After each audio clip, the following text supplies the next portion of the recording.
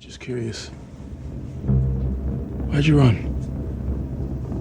I was scared. So you went to Danielle's apartment? She was an old friend of mine. I was just looking for someone, anybody, that I remembered. That's all. Did you tell her or anyone about this place? I don't know what this place is. And you and I, you said we're close.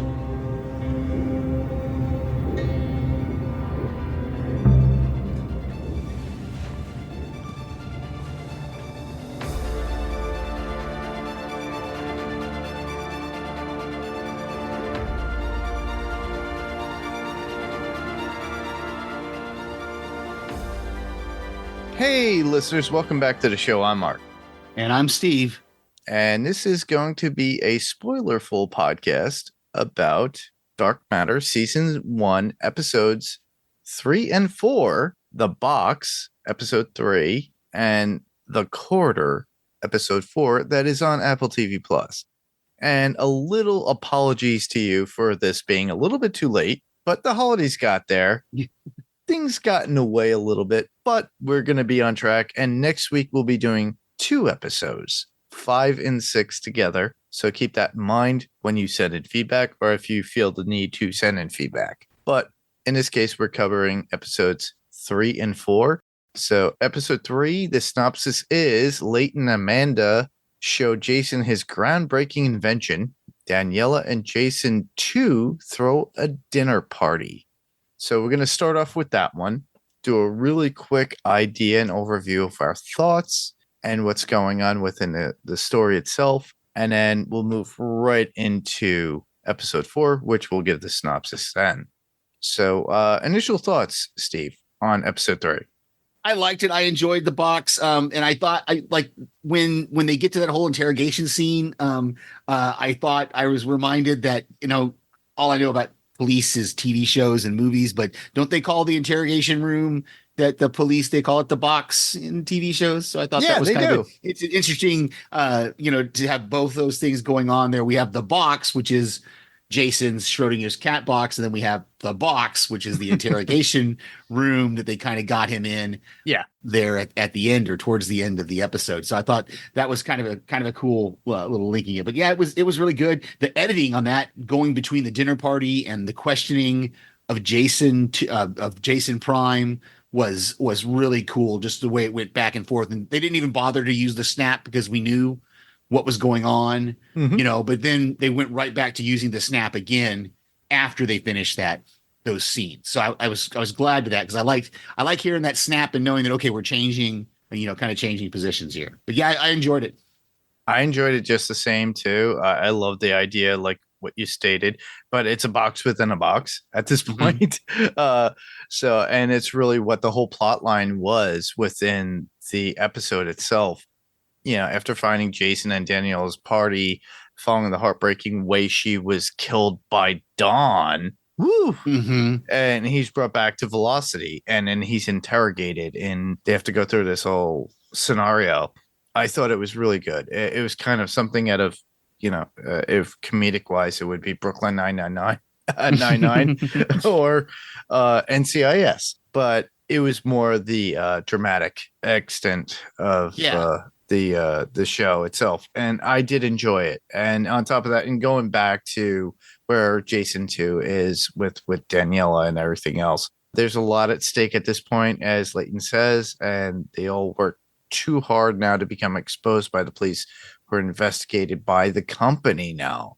So the police is now involved in that world at that point where Jason 1 is, and where Jason. Yeah, I'm sorry. You're right. We're Jason 1. Prime. Yeah, Jason 1 is in the 2. So you're right. The police have finally gotten involved. They're asking questions, and Amanda comes in, and this was a point for me that I had to watch it twice, and it kind of bleeds a little bit into the next episode. I was kind of unsure about Amanda's like loyalties. I'm still not sure about Ryan's loyalties either. I mean, he seems to Yes. be Ryan 2. I mean, Ryan 2, he seems to be genuinely that he didn't realize he was making life hard for Jason 1, Mhm. there in the 2 world when he says, "Oh, it's my fault that Daniela was killed," but then he's able to coax out of him kind of the fact that it was using the drugs, shutting off the brain's, prefrontal cortex. But then at the end, when Amanda pulls him into the box and she gives him the drugs, I kind of was wondering, I was like, well, is this real? And we're gonna get, when we talk about the corridor, I'll get into more of this Amanda and Jason 1's kind of relationship of what's happening. But of course, in episode 3, when he's asking her questions about, like how long have they lived together, what's been going on, she says, well, they've been living together off and on for a year, that they woke up in bed together after he went to see Daniela, the night when Jason 2 went to see Daniela and told Mhm. her this was probably going to be the last time she ever sees him, and Yeah. and then we find out that, so it's really an interesting, that episode 3 is really interesting. We get a lot of answers of things, of finding out that as Jason 1 is kind of piecing it together, and he realizes that Jason 2 figured out how to make the box bigger, and Leighton says, well, you developed adaptive, um, something about adaptive structures and stuff to make it change. Almost But like an AI. yeah, that it's almost like an AI, but it was the insertion of that lavender fairy drug that Ryan made for them. That was the key, because you had to shut off the brain, disarticulating is the word they use, that the brain would disarticulate if you knew it was passing through, different Certain worlds. So synapses in the brain to that way it sheltered it in mhm, your consciousness of where you're going at.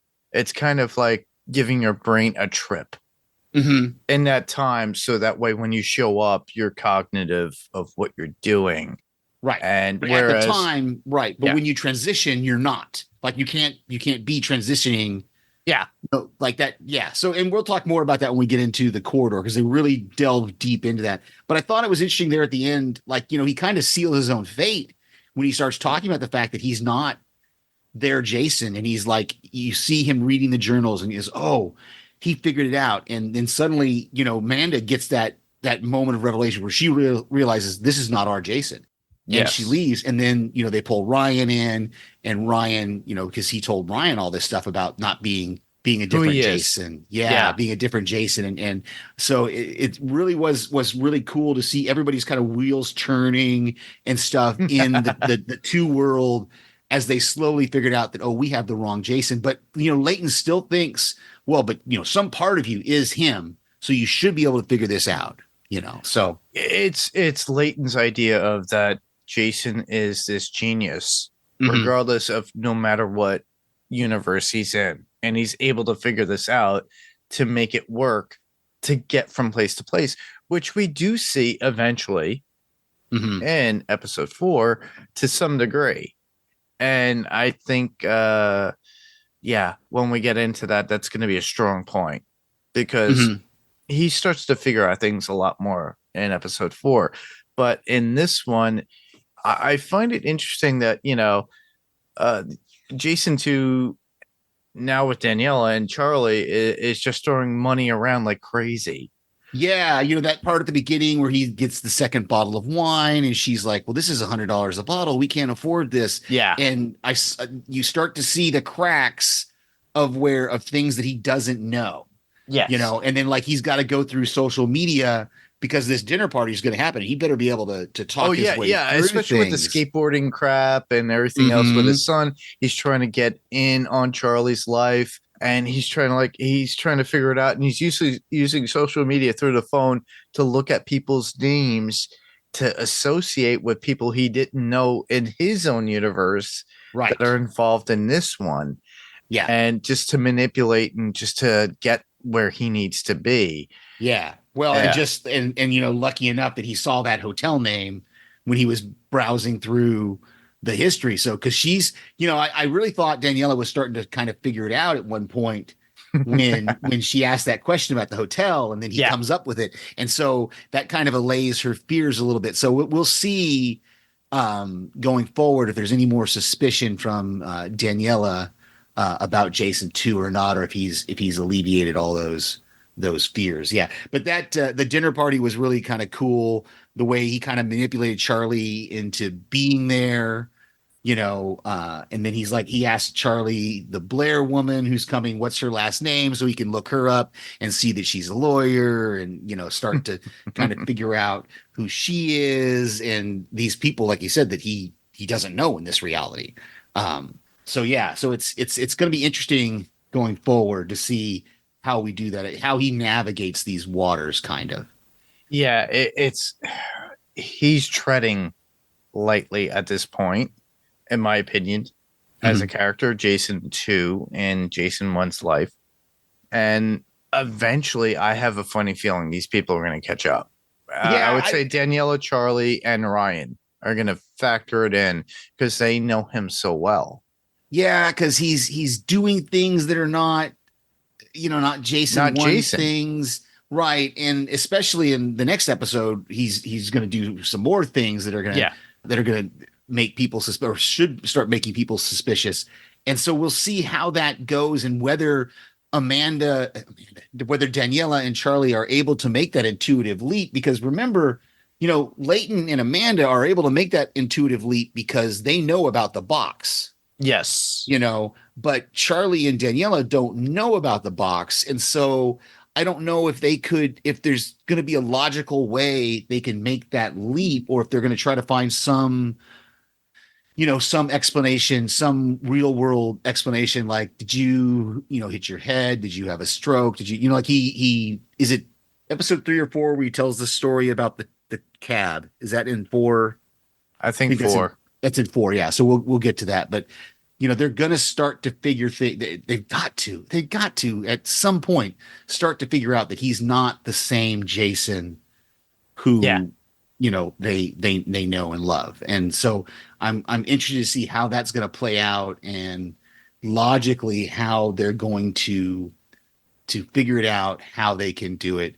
So it's really quite intriguing. I'm that ending of this episode 3 is just with the fingers. That's just you. I was like, oh, that was like, oh, when you see the fingers on the ground, and I was just like, oh, and does that change in the box, and does it change? And that's the whole thing. We don't really get that. Yeah, between episodes 3 and 4. Yeah, I don't think we see much of. Yeah, I don't know if we see much of Dawn 2 in episode 4. We see other versions of her in episode 4. Yeah. But we did, I caught at the end, and I caught it the first time I watched it, but I really keyed in on it the second time I watched it. That there's a couple of cues in episode 3 that we know that Leighton is a different type of person. And by the way, these actors, particularly Jimmy Simpson, they're just killing it, playing 2 different versions of the same person is amazing. But at the end, when the door shuts and we cut to Leighton 2, let me back up. Earlier in the episode, he talked about the fact that he's spent billions making this box happen. That he's risking a fortune here to try to recoup those assets. He's got to recoup that money somehow. Yes. And we hear him say something about, along the lines of, well, if we could find a cure for cancer, find a world that doesn't have cancer, how much would that be worth? And then at the end, when when Jason 1 and Amanda disappear, yes, we see Leighton telling them to get the box ready again, and he's grabbing the chemicals. And somebody says something to him like, what are you going to do? Or you can't do that. And he's like, I have nothing left in this world. And so I'm really interested to talk more about him in the next episode, because he's at the end of his rope. He's like, I have nothing left in this world. This box is all I have. And you're talking about Leighton at this point. Yeah. Right. Leighton 2. Leighton 2. At the end, after Amanda and Jason 1 disappear, after the door is closed and they're counting down the time, and he's like 2 minutes 42 seconds. He's grabbing the chemical and he's shooting himself up with it, and they're like, what are you doing? And you can definitely tell his intent is he's going to go into the box, and they're like, you can't do that, and he's like, well, I have nothing left in this world. You know what that reminds me of? And you'll laugh. Remember Time Cop with Jean-Claude Van Damme? It's been a while, but it gives me that vibes. And honestly, everybody, those listeners that are Panels to Pixels fans, podcast fans, or Adrenaline Cinema podcast fans, we eventually will be doing Time Cop. But I get so many feels about this because I have to go back to the well of what I love in action movies, time, multiverse, everything. Yeah. And in this case, in this show, it's a multiversal thing. And we get more of that as the episodes go by. So now, mind you, we're covering 3 and 4 right now. This is only the tip of the iceberg. As soon as we get into 5 and 6, oh my goodness, it's going to only get worse or even crazier. So. Yeah, I'm excited. Again, I was all in on this the first couple episodes anyway, and I'm even more so now because it's really good. I'm what is it? I'm hopeful that if they're going to wrap it up in one season, that they wrap it up well in one season. But if they don't wrap it up in one season, they better get. Apple TV Plus tends to give us at least 3 solid seasons for their shows. We'll see. We don't have much. I mean, all we have is Ted Lasso right now. No. There's more. Ted Lasso. We got Servant. Okay, Servant. I haven't watched all of Servant, so I wasn't. And Servant was one. They wrapped that up.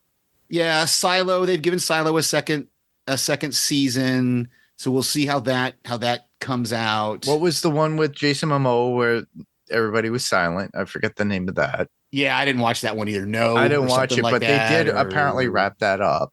Okay. So maybe they do have a track record of giving us 3 seasons. So maybe if they give us 3 seasons of this show, I think I could see it happening that way, and then I'd be good with that.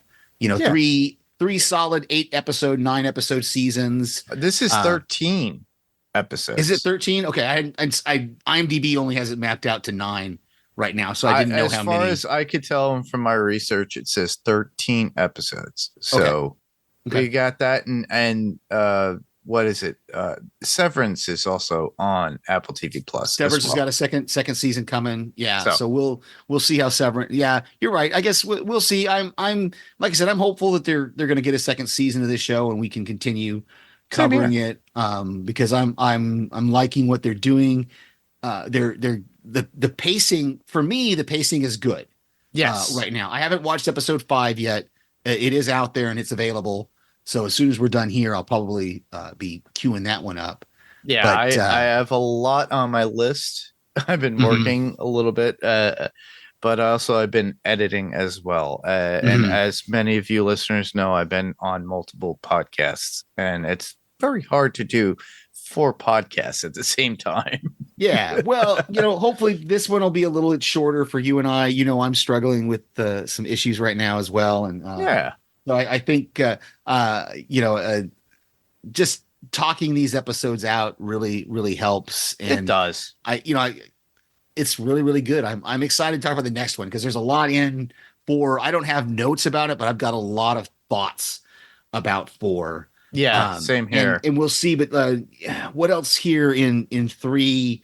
We have, like I said, we have the dinner party. We have her kind of at the end of the dinner party when she's kind of coming on to him. He's like, "Are you drunk?" And she's like, "A little," and you kind of see that her suspicions have kind of, been allayed a little bit. So we'll see, particularly when we get to episode 5, we'll probably see if those suspicions are getting piqued again because of what happens in 4.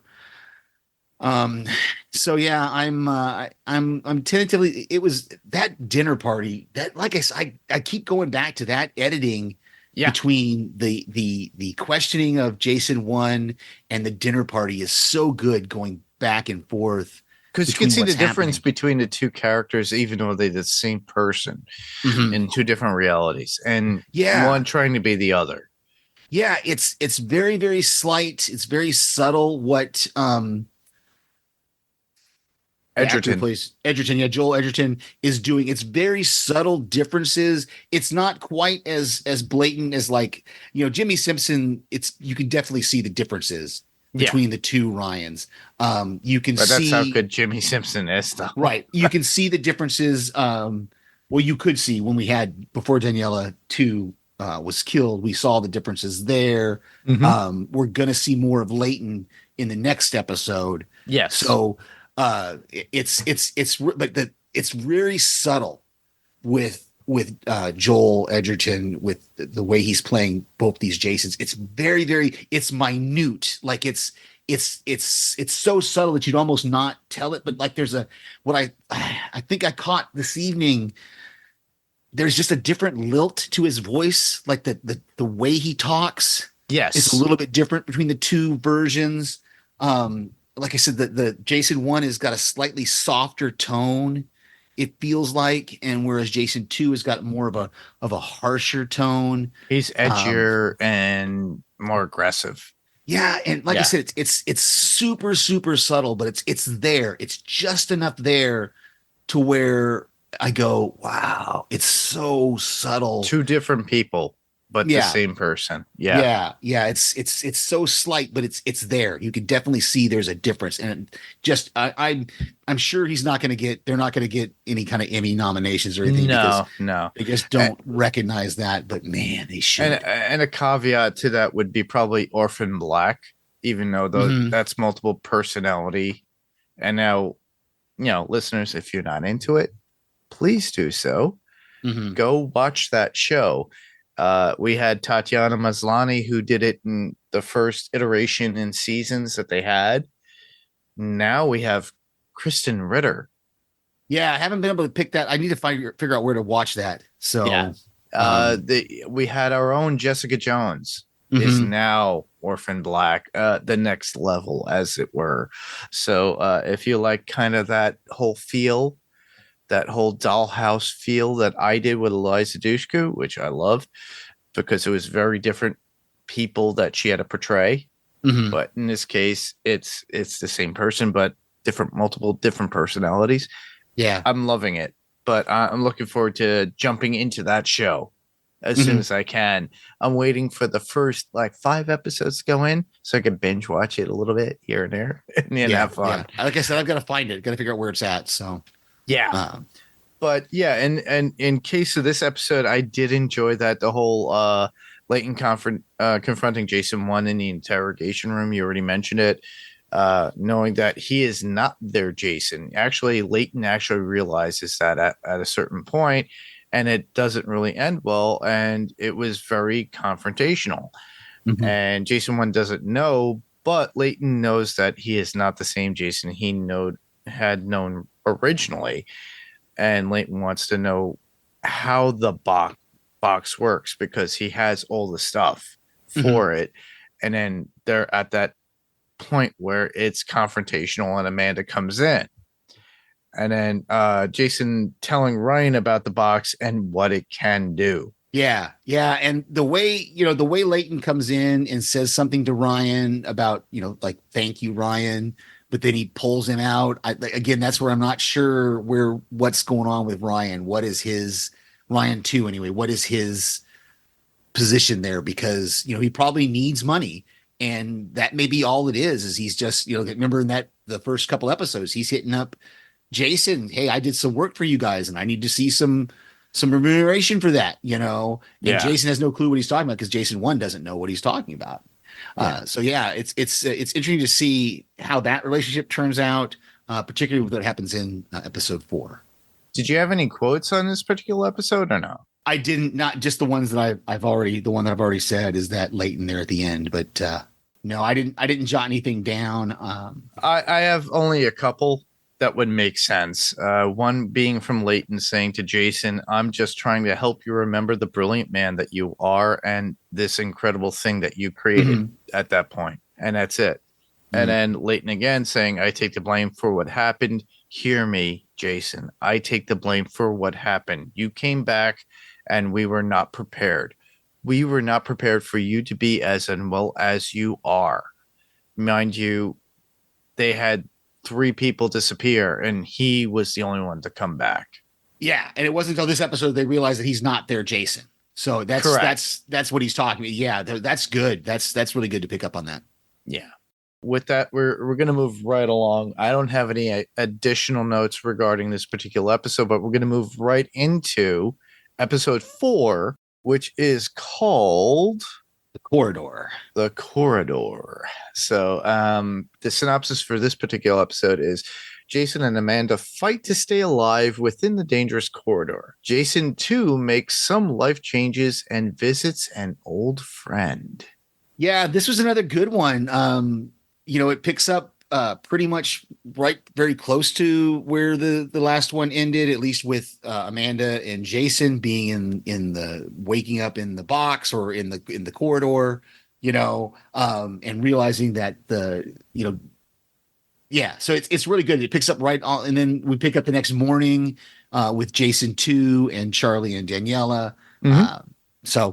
Another really, really good one. Answered a lot of questions, started some more questions for us, but we're finally starting to see the multiverse come into play here. So, yeah, I love how both Jason 1 and Amanda are trying to navigate through this box at that point because it was a sudden rush. And then they have somebody who's missing 3 fingers, and those 3 fingers is sitting there with them in the box. And they're going to different realities at this point. Yeah. And multiple, I think at least a good 3 or 4 of them were apocalypses at different points. And they looked like nuclear apocalypses. Yeah, at least one for sure looked like a nuclear kind of apocalypse with that ash falling out of the sky. And I kind of worried about like maybe radiation or something. Yes. With them when those buildings started collapsing. And I was really concerned when it kind of cut back to them and it was all dark. I was like, are they back in? Were they able to get back into the box, or are they trapped in that building? What is it? And then we finally figure out, oh no, they're in the corridor, which when episode 3 ended, I was kind of asking this question in my head about where is the box like located in all these different worlds. And we find out in this episode that it's in the same place everywhere in every at the same place at the same time of every universe. Right. Yeah. It's at the same, no matter what around it is different, it's in the same place in every universe. So that's a fixed thing. But then we get this corridor. He mentions the fact that it's not really a corridor. It's more of a manifestation of what's happening in their brains. Yeah. In the box of kind of a manifestation. And so I think it's interesting that it took them a while to pick up on the fact that their thoughts were controlling kind where of they were going. Yeah. Yeah. And so when they had no thought of where they were going, it just kind of, they opened up a door to a random universe. And like you said, it was a, apocalyptic kind of place. Like the one place that had no atmosphere. It looked like the sun was expanding or something had happened to the sun. Yep. Was what I perceived.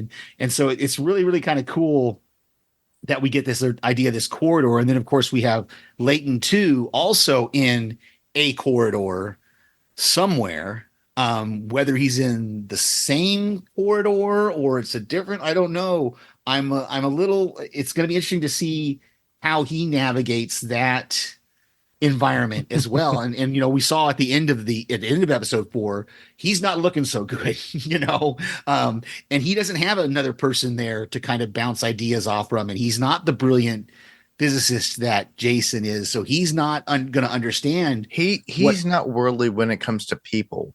He's only worldly when it comes to science. And he doesn't know how to navigate people, in my opinion.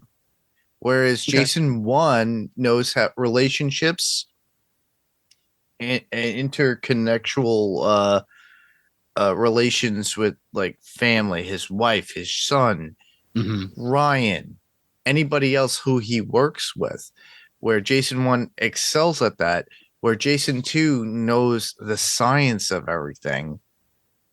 Right, but And I was talking about Leighton, the Leighton two, oh the one yeah, that's yeah, trapped in the Leighton. corridor. That he has no clue how this whole thing works, and he's just kind of stuck there. That's And at the so, very end.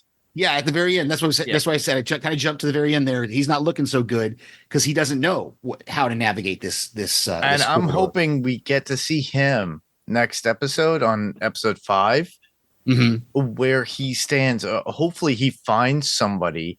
I'm hoping Jason 1 and Amanda at a certain point. Yeah, we'll see. I'm not sure because the indication was that he's not a good guy. Yet and that's what I took from Amanda's attitude, her character in this episode 4 Mhm. is that she was legitimately wanted to rescue Jason because she realized that this Leighton 2 is a bad guy and he's Yeah. not. And so she says, in that when they open up the door and go into the world where they didn't make it into the box, she says something about, I'm not going to let you use this box or you do this or something like that. And then John shoots her, shoots Yeah. that version of Amanda, and Amanda 2 like Dies. And she yeah. sees herself dying. Yeah, and Jason Oh, 1's got to pull her back and go, no, that wasn't you. That wasn't you. yeah. And that's what kind of spins her out in a lot of ways. So whereas she was talking about the fact that she was training these pilots and she didn't train herself in it. So it's good. And that relationship is going to be interesting to see going forward, how that relationship between Jason 1 and Amanda works, because we haven't seen Amanda in the Prime world yet. We haven't seen a version of her. No, And we probably haven't. won't. No. We might not, because really there would be no reason for her to be involved with anything. Unless she was a worker for the company that But there is no that's no, because in the Prime world, Velocity is ran by Leighton's for father. Ryan. No, back up. The Velocity in the 2 world Mhm. is Ryan and Leighton running it, because remember, in that world, his father died and his grandfather gave him the business when he got out of college. That's when we find out that he has billions. Okay. But the Leighton 1, okay, in that world, his father is running Velocity. Ryan just won the Parva. Okay. And is opening up his own company. And remember, Leighton 1 says, oh, Ryan came to me 3 months ago and wanted me to invest in some company. And apparently it didn't work out. And so he says, I'm not investing with friends anymore because it gets messy. Yeah. Okay. And when Jason kind of looks around and goes, well, you're doing pretty good for yourself. He says, yeah, my trust fund's doing well. So he's a trust fund baby in the Prime world. He's just a trust fund kid living his best life with the billions or however much he's got in his trust fund. And his father is running the company and his grandfather has just passed away. All right, just what if Amanda was involved with Leighton at that point in that I just don't see that. I don't see her in the Prime world having any kind of involvement. I don't think there's any. Okay. I don't know why she would, because Leighton, it doesn't have anything to do with the company. He says, I haven't spoken to my father in 5 years. It could be she could be completely devoid of whatever is maybe, but still, I just don't see them. I don't see there any reason for them to bring her version in, unless there's something, unless Jason 2 wants to try to find her for whatever reason. I don't know why, but no, I'm whatever. It's all speculation. This one, we don't know. Yeah, it is speculation. But what I'm trying to say is there seems to be a bond forming between Jason 1 and this Amanda. And I think that's going to be interesting to see how that plays out going forward, particularly how long it takes him to find his world again. Because he said something about, we figured when they figure out the mechanism of how it works, that we have to think about something. And that's what just makes the connection. He says, then we can go home. But remember, her home is not his home. But they have to be on the same wavelength mentally in order to make that work. So I think this is where it's going to be. They're going to go through multiple different universes at this point. Yeah. Because they're not meshing well. It's kind of, all right, to put it for those of you who love kaiju movies. And if you remember, there was a movie where you had two people moving a robot and had two minds alike, and they had to beat up kaiju. Keep that in mind. Mhm. Go to Run for Your Lives for that one. No, and it's we're gonna because when Jason 2 brings in Leighton into the corridor, and he's like I can control what's behind this door, but I can't control your mind. Your mind needs to be you need to be clear. Don't think of anything because you're gonna mess up what I'm trying to do. Yes. So it's and obviously it looks like he took him somewhere where Leighton's grandfather was still alive because he says something about he's still alive, and he was so happy to see him. Oh wow. Something to that effect is that's how Jason 2 convinced Leighton 1 that the box works. Yeah. And then they come on back top of that, the injections are a big, huge factor into it to concentrate the mind and make it work. Isn't that interesting that she has injectors and Jason 2 has like drinking it, like he and Leighton drank theirs. Yes. Whereas she had injections. So obviously he's over the year that he's been gone. He perfected it. Yeah, he's better perfected this serum. So again, I go back to that storage room we saw in episode 2. He's been here for a while, like you said. He's been in this world for a year. Over a year. He's been collecting all this stuff. He's got money. It's going to be interesting to see again, like I said, going forward, how much these characters change and grow. What did you think of the whole Max situation? Max with the twin that died, Charlie's twin that died. Oh yeah, that. Did you understand all that? What was going on there? Not really. Brief it through me. Okay, so Brief it to me. What I got in the second time watching, I really keyed in on it and realized that. So Charlie had a twin brother, named Max, but Max was not healthy, and so Max didn't live past whatever age he is in that photo. I think they were identical because they looked pretty.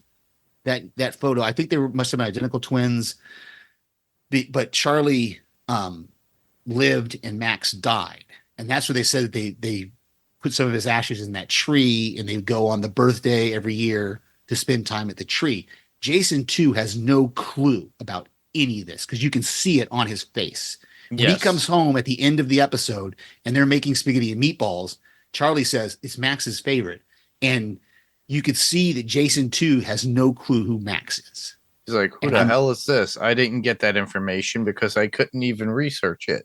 Yeah, and I'm wondering if that's going to be the thing that they figure out that he's not their Jason. But yeah, so apparently, because she says something about when she's talking to Charlie there at the tree, she says you were inseparable, and they're kind of cutting back and forth between Jason 1 telling Amanda the story about Max and Daniela telling Charlie about Max. So they're cutting back and forth between it, and you piece together what happened, that Charlie was at his hospital room all the time, and he didn't survive that last surgery or whatever that last surgery was, whenever it was, he didn't survive it. And like I said, Jason 2 has no clue what's going on there, but he's already, he's, like you said, in episode 3, he's spending more money. Now in episode 4, he convinces Leighton to give him some money. He buys this car. He's telling Charlie to run red lights.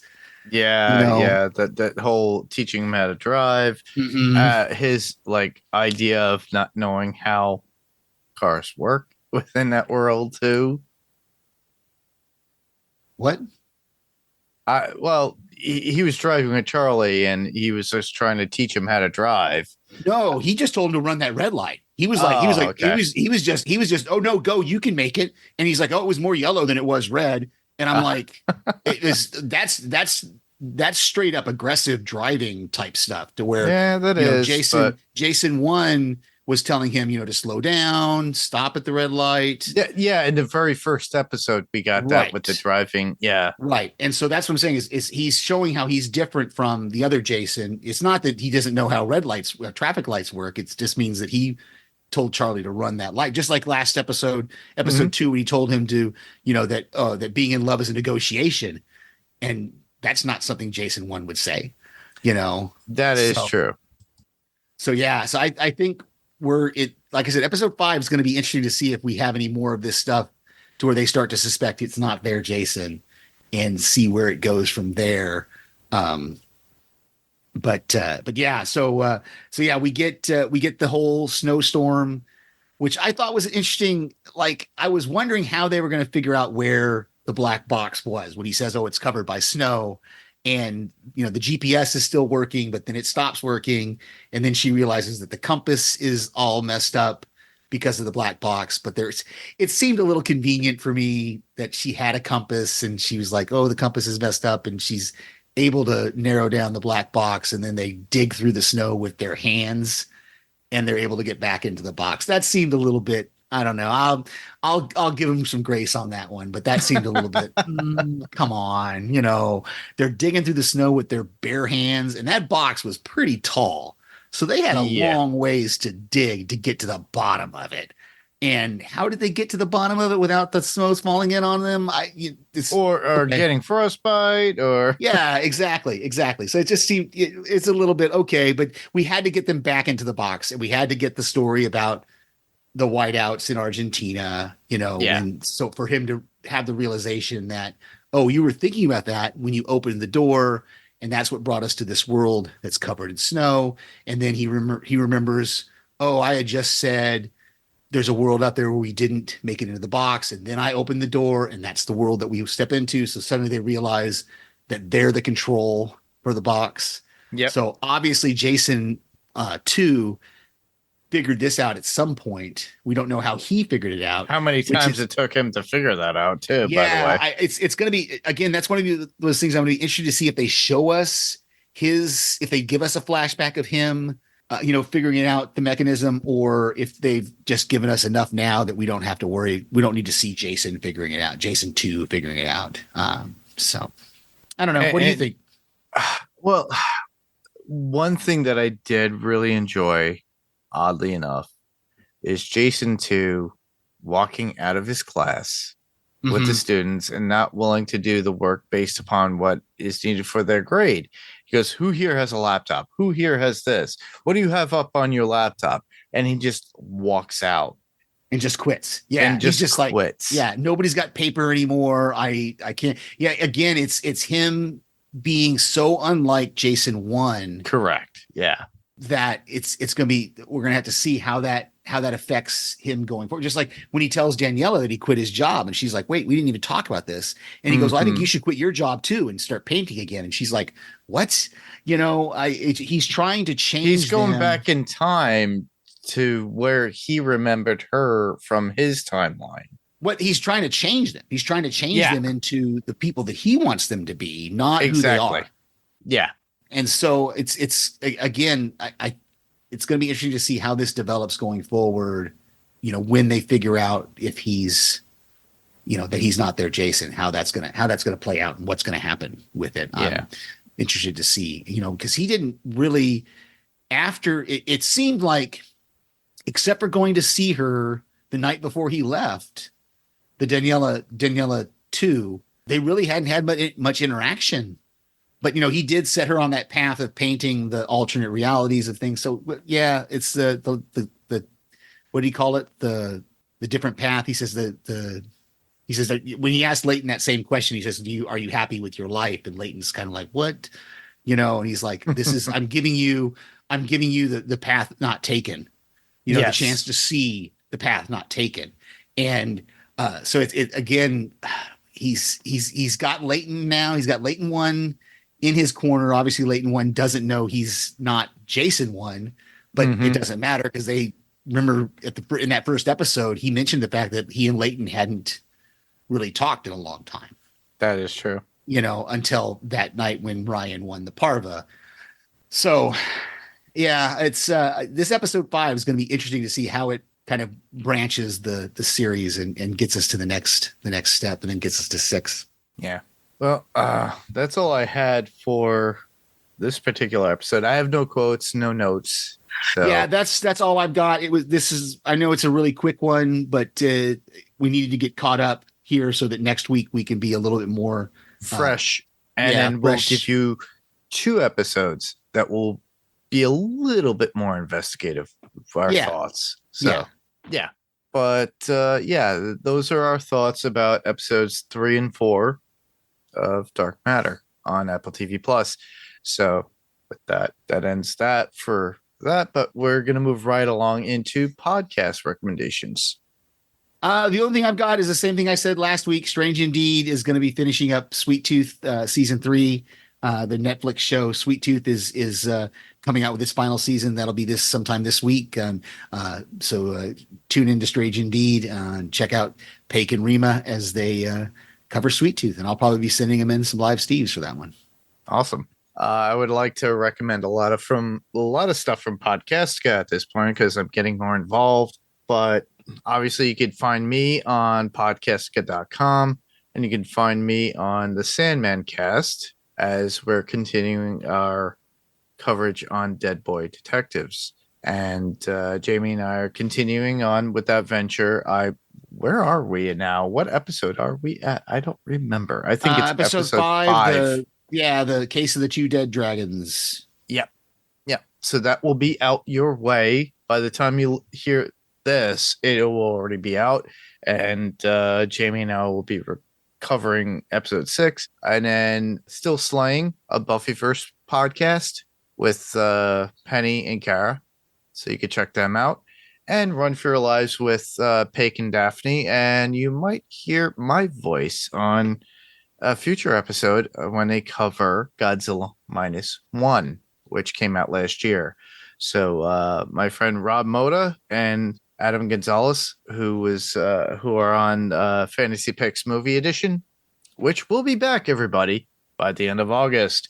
So you can check them out on fantasypicksmovieedition.com. But we'll be back with that. But you can hear me in the time being on Run for Your Lives.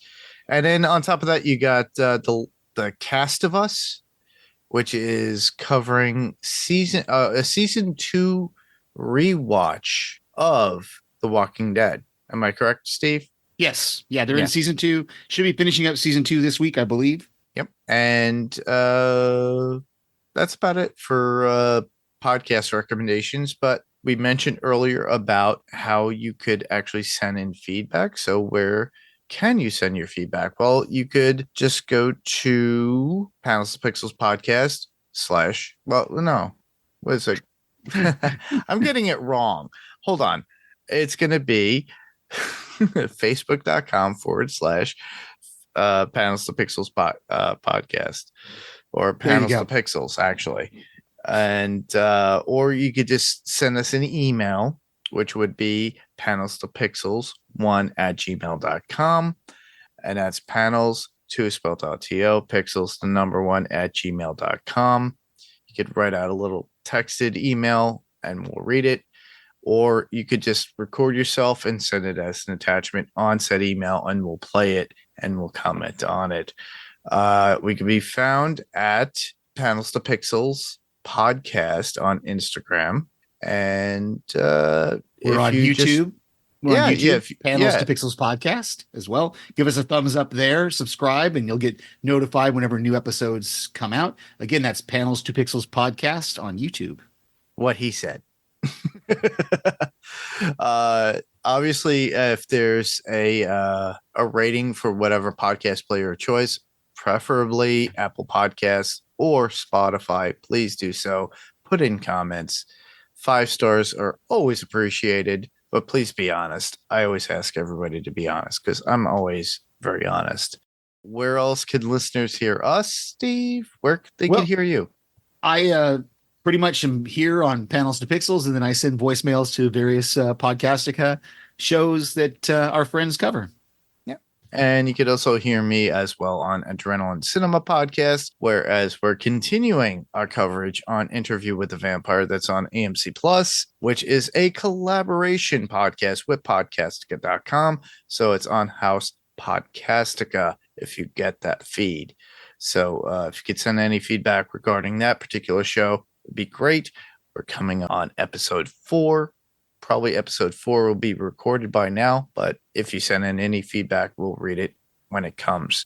So look for me there as well. Fantasy Picks Movie Edition as well when we come back in August, like I said. But you can always go back and just go to fantasypicksmovieedition.com and check that out with all the previous episodes. Or just go to piratecoreentertainment.com to find all the other podcasts on Piratecore Entertainment, which house everything like Panels to Pixels podcast, Adrenaline Cinema podcast, as well as Fantasy Picks Movie Edition, and Watched It in the 80s. So we're looking for the return of our friend Damien, and he'll be back hopefully in the near future, but he's doing his own thing. Okay. He's taking care of a lot of family stuff, so we welcome his return once he comes back. But other than that, that wraps up our coverage this week on Dark Matter on Apple TV Plus. And I just want to thank everyone for listening. I'm Mark. And I'm Steve. Same podcast, different panel, different pixel. This was Panels to Pixels podcast. And we'll see you on the next panel. Good night, everybody. Good night.